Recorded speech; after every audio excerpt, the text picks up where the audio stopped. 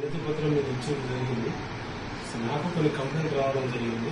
అక్కడ ఏందో చూద్దాం. నాకు పై నుండి చైర్మన్ గారు, డిస్ట్రిక్ట్ కమిషన్ చైర్మన్ గారు చెప్పడం జరిగింది. నాకు కూడా కొన్ని కంప్లైంట్ రావడం జరిగింది. సరే అక్కడ ఏముందో పార్టీలకు అతీతంగానే ఉంటుంది. మాది బాగా పక్ష సాధన ఏముండదు. కమిషన్ అంటే మీకు తెలిసిన విషయం. బట్ అక్కడ గిరిజన బిడ్డలు అన్యాయంగా ఇబ్బందులు పడుతున్నారని అక్కడ నుండి చాలా కాల్స్ అండ్ కంప్లైంట్ రావడం జరిగింది. వెళ్తున్నా అక్కడ ఏముంది సంఘటన చూసి దానిపై సబ్మిషన్ ఏంటంటే ఎవరైతే అరెస్ట్ అయ్యారో వాళ్ళకి కూడా భూములు లేవు. అలాంటి వాళ్ళు దుండగులుగా గుర్తించి డిపార్ట్మెంట్ అన్ని వివరాలు తీసుకున్న తర్వాత కొంతమందిని కంట్రోల్ తీసుకోవడం జరిగింది.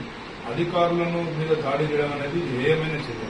ఇది పార్టీలకు అతీతంగా అందరూ ఖండించాల్సిన విషయం. మరి టీఆర్ఎస్ పార్టీ వాళ్ళు వాటిని సమర్థిస్తున్నారు.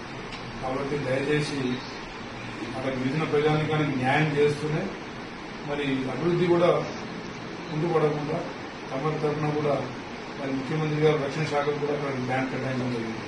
పరిగిలో ల్యాండ్ అక్విజిషన్ అనేది ప్రభుత్వంలో ఒక భాగం. అది ఇక్కడ అవసరం తప్పదు.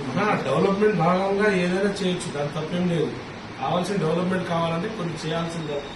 కానీ కొంచెం సరే మీరన్న వాదన ఒకలా ఉంది, అవతల వాదన ఇంకోలా ఉంది. చూద్దాం ఏముండదు. మీరు ఇచ్చిర్రు.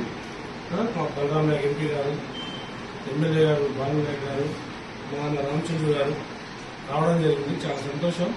చూస్తాను నేను అక్కడ కూడా ఏందో చూసి విచారణ తర్వాత చెప్పి మీకు మళ్ళీ ఒకసారి మీకు కూడా మేము అప్డేట్ ఇస్తాం.